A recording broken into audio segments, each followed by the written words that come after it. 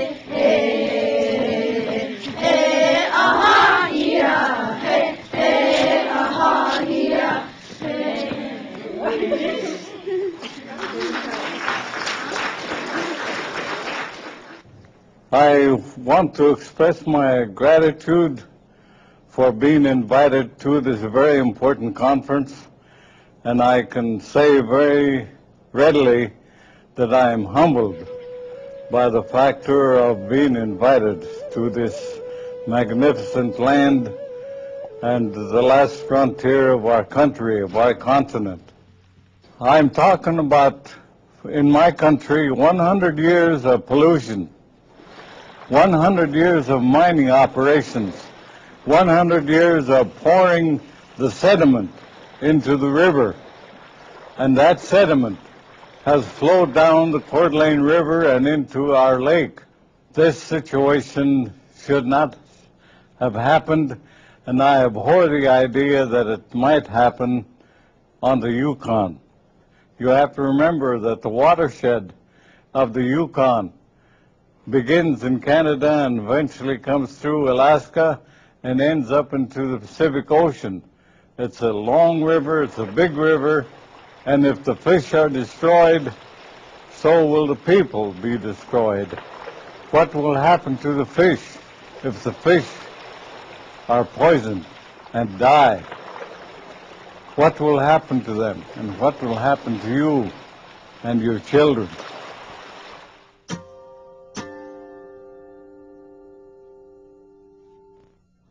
This is a historic gathering since it's the first time that all the people from along the Yukon have gathered together.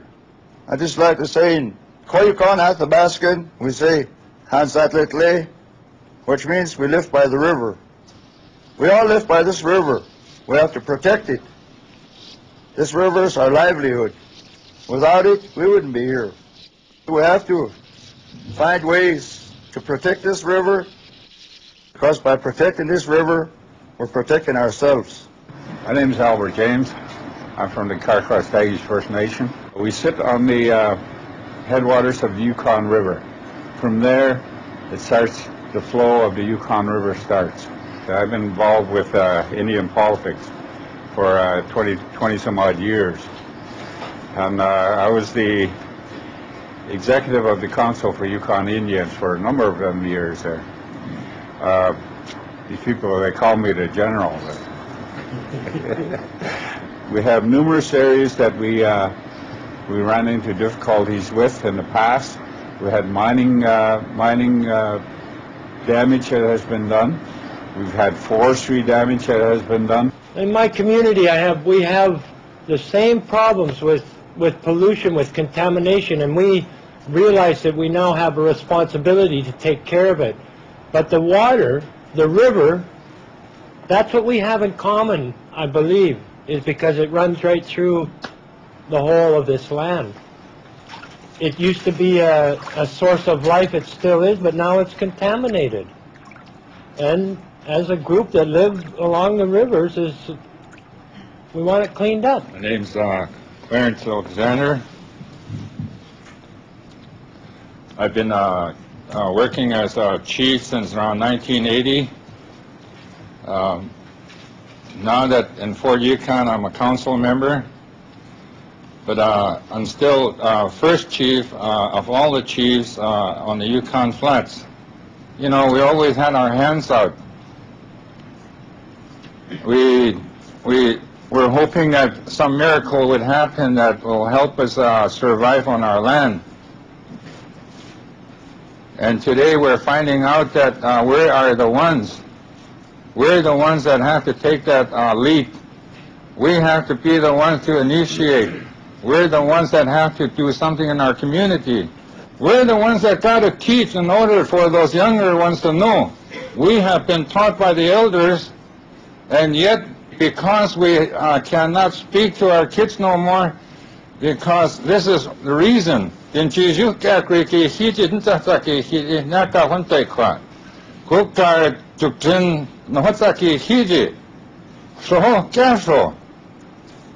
Soto ki kwalika tseret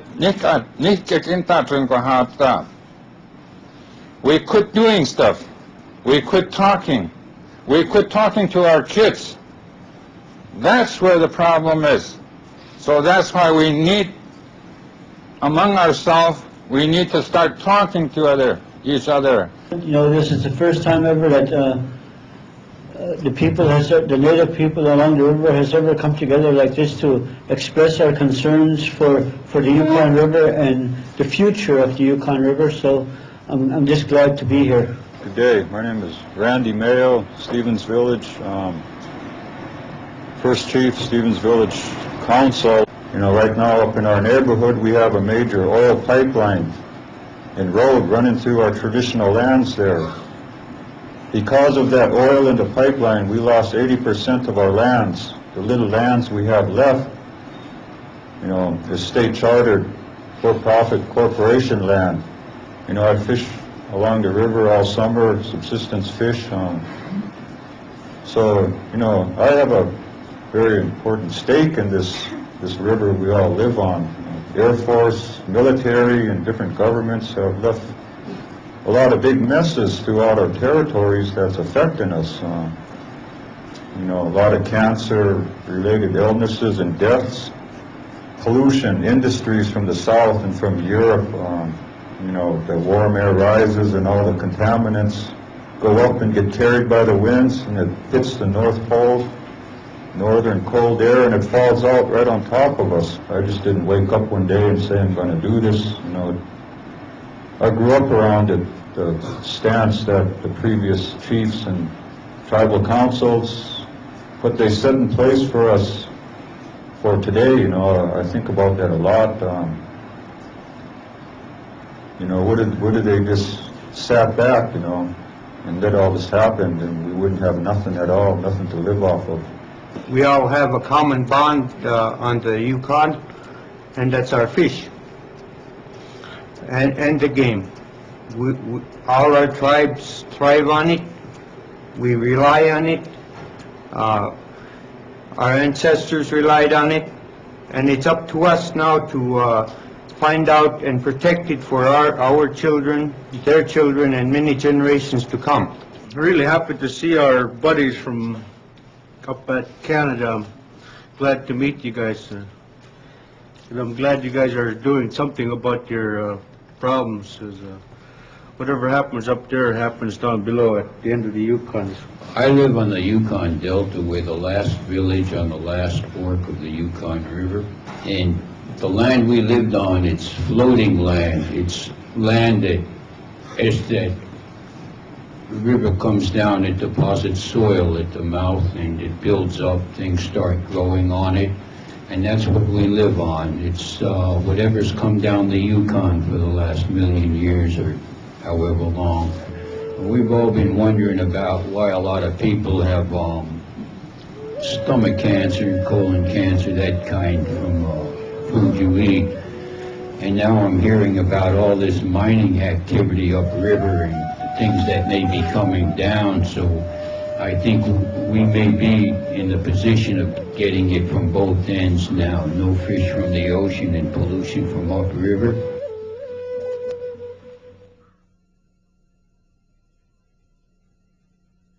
There's a lot of tribal leaders here, and we have our own respective territories, and come together collectively for the good of the whole river, standing on our traditional government and our traditional territories that aren't defined by the state or federal governments, but defined by us as traditional peoples.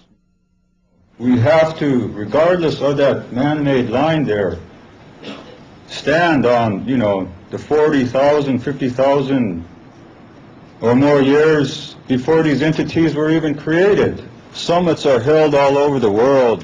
I heard on the news where President Clinton is attending some kind of summit where the leaders of the world get together and come away with some kind of document or consensus on how they are going to deal with each other on issues. Now, this is a summit. Each tribal leader here has the same inherent rights and powers as President Clinton's. We have to remember that we're nations also, and we should act as such. We have self-governing power. Each one of us are elected officials from our prospective homes. We have the power to form this commission. To me, it's my land. All of us, native to Alaska. It's our right to keep it clean. We have to think about our neighbors down the river and over the border. It wasn't us that created the border. That border is just a recent development that we're not going by.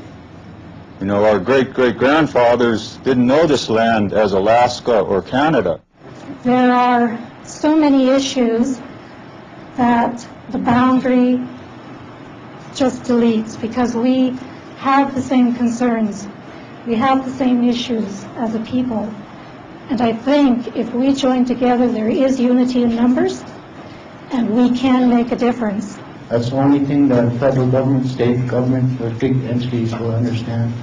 If we go out there as one voice alone, they wouldn't listen to you. But if we go out there together as one voice, they'll listen to you.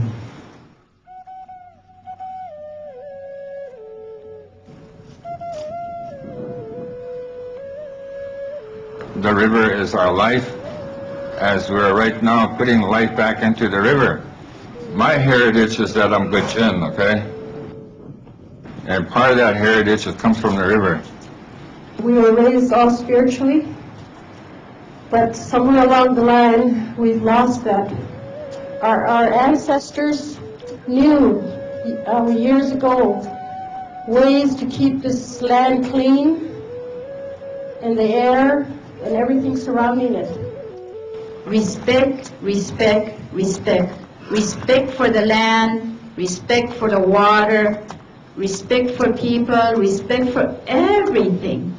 In the traditional way, when a person is going to cut down a tamarack, you leave a present there, maybe a piece of something valuable at the base of the tree, and say, I'm cutting you down for a reason. I'm going to make good use of you. And when people catch beaver or muskrat, they throw the bones back in the water and say, turn on, let's see, replenish in the water. And we take care of our fishing place. There's certain beliefs about it. A lot of these kind of beliefs and practices, I know we're not passing on to our younger people. And today we leave the kids behind. We leave them in the community in the hands of non-natives, hoping that they get educated. Well, they're not getting educated. I got educated the traditional way. My parents keep talking about work, and the reason they've done that is because it's for survival. Work is a number one ethic. Work is something that we need to do. Work is something we have to do in order to accomplish what we're doing here. Okay, this is moose burger. Good, huh? Baked king salmon with rice. And this is black bear meat. This is also another bear meat. Another bear meat. This is ribs, and this is the front quarter? The front quarter. Yeah, front quarter. Front quarter. Moose meat soup. You know what this is? Potatoes. And this is moose heart. Yeah. Roast moose heart. Potatoes, carrots, gravy, and you know the biscuits. This is diced moose meat, all the macaroni and rice and potatoes. This is moose meat, moose ribs. Yeah. Moose ribs. This is goulash, ground with moose ground meat. This is late caught silver salmon, coho. And this is moose nose. You just take whatever gets in your plate. Don't say no, thank you.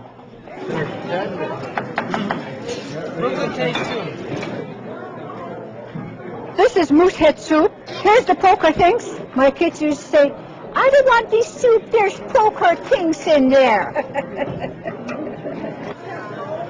I think it's called fried bread. This is what they call pan bread.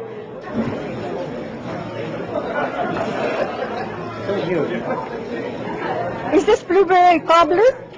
Blueberry cheesecake. Cheesecake. And I don't know where these come from. This is muktak from the whale, from the Eskimo area.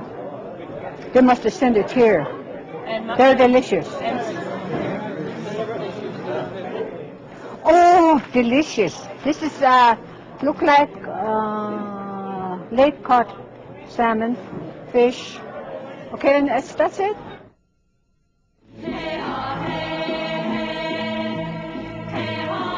When I eat caribou, when my father shoot caribou, it's really rich. But today, when we shoot caribou, it is not in good health. We see it. Since 1969, 70, king salmon started coming back with huge pus pockets, open sores, one eye, massive deformities. I've seen fish with growths on them, fist size. I've seen moose with growths on them, fist size. And that's what pollution does to the animals that we live on. When my wife and I were cutting fish, when she cuts fish, she splits it open, but the meat just tears up. And she asked me, is the fish supposed to be like this? I said, I don't think so. Lots of fish that we open, they're kind of purplish, and they're contaminated, they're deformed. We don't know why the fish are like this, where they come from. They come from the ocean, or from the Yukon River. When my husband and I drift nets and use our fish wheel and catch kings or chum, there's pus sacs in them. And some fish are just the meat, but they have lots of little white dots all over, just like measles or something, all through the meat. I've seen that when I've cut fish. And also in the moose meat, I've seen where they had big cysts on the liver. And I've always wondered where that came from. And seen cysts throughout the meat. Some are big, they're like little rubber cysts maybe. But I've seen that in little tiny ones, maybe a little bigger than a pinpoint. How does that get there? What's happening to our animals? Is that all due to the pollution that's going on, the contaminants? A strange thing I noticed this fall when my husband and I were out moose hunting. There was a mother duck with just little tiny babies, looked like they were just born, and this was fall time, September, when they're supposed to be getting ready to go back south. And we know darn well that mother and that baby, or those babies, aren't going to make it. They're going to die up here. Why is this happening? We need studies on all this.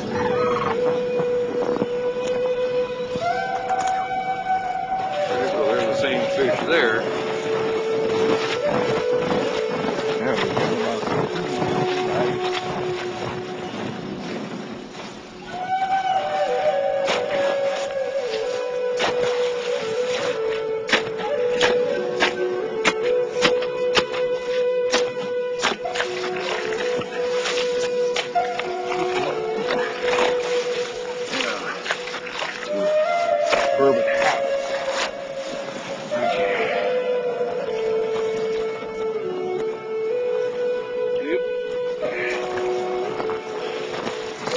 Old wily Mr. Bourbon wasn't home there.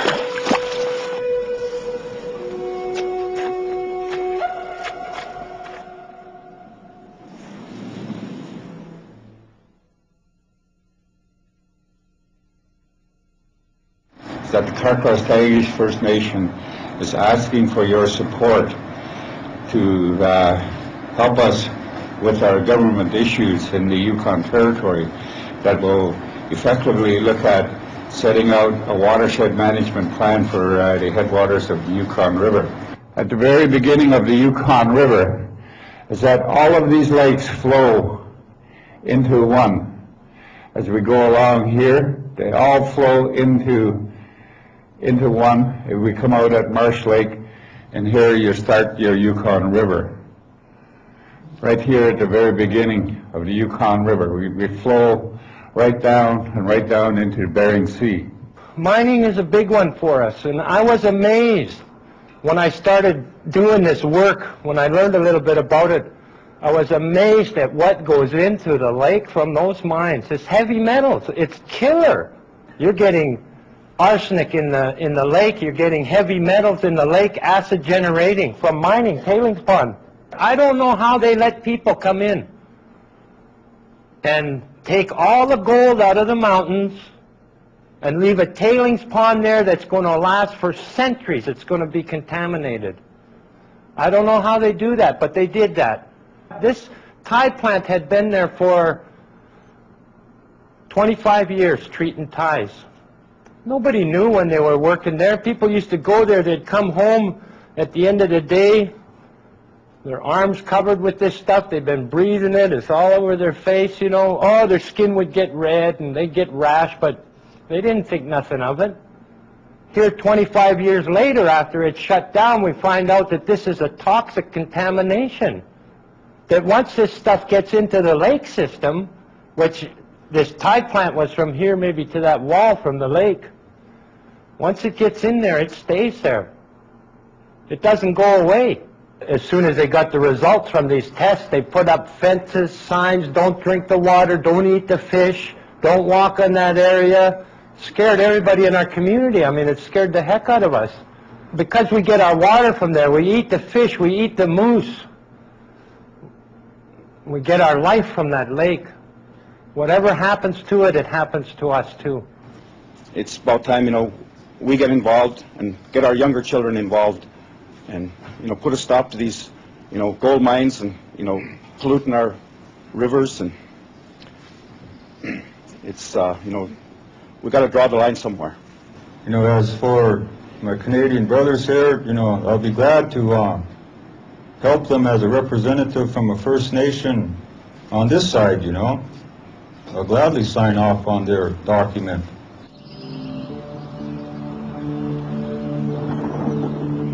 My people, my tribe went through the same thing 5-6 years ago. And it has to do with the Coeur d'Alene Lake and Coeur d'Alene River.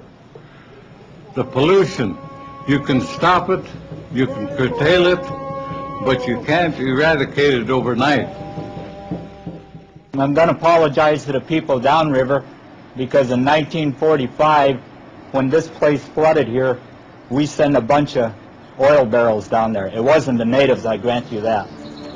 But from here on down to the mouth, it was polluted with the oil barrels that the Air Force brought in.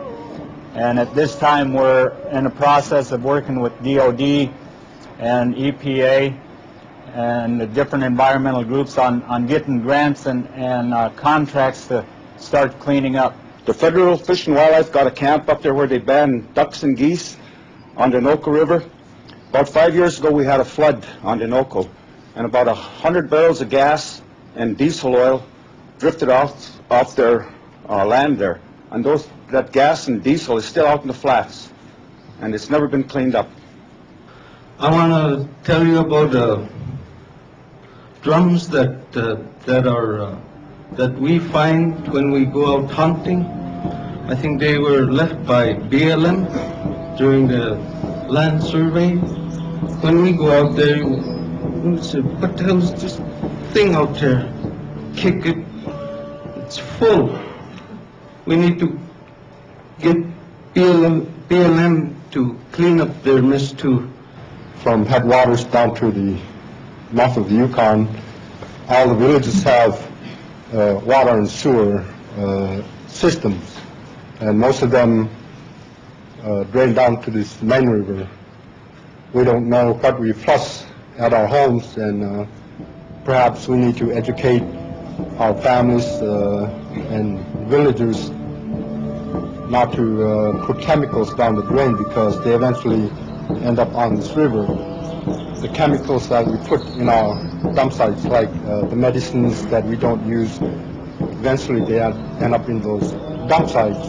And then what happens is that in springtime, spring thaws, and the water flows down to the river from those dump sites, and then eventually those chemicals that we throw at our dump sites also end up on our rivers.